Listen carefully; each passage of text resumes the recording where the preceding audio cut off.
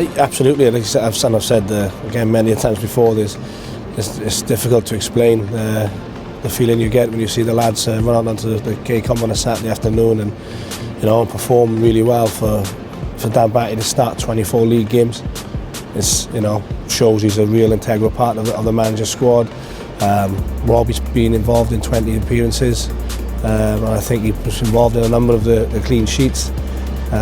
Brandon coming on and working hard and seeing out and supporting the squad to get results, and then obviously Max getting on towards the end of the season and being part of the first team squad all season is a great achievement. So, like I say, and JARROD Bowen going and scoring, outdoing what he did last year is great for everybody at the academy and everyone involved and everybody who's been involved with the lads since they first joined the club.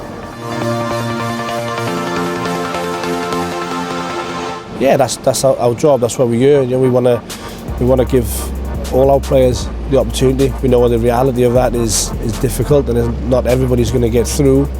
But I think it's important that people see that there is a pathway, and if they're able to reach the standards required to play in the championship and they can meet those levels consistently, they'll get an opportunity to do so. Yeah, listen, past and present, I'm sure everybody's delighted with it, and I'm very fortunate. I've got an exceptional group of staff in the academy.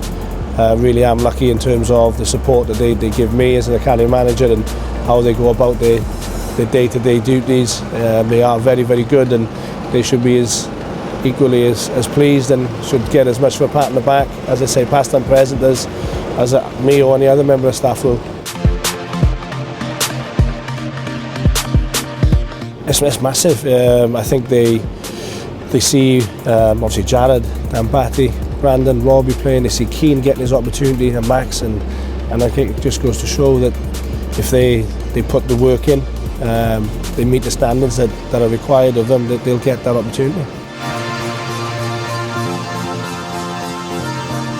Yeah, no, listen, JARROD's a massive role model for our young players. All the young players want to see him and they want to know where he is. And in fairness to JARROD, he's come along a few times this season and spoken to the young lads and come to see the under 8s, 9s and 10s around Christmas time for us. So he's been excellent, as have Robbie and Brandon with that. And I say it's great for them to be the role models now, and the ones that the young players that look up to and inspired to be, because they've come through the system that they're currently going through. So that's so important.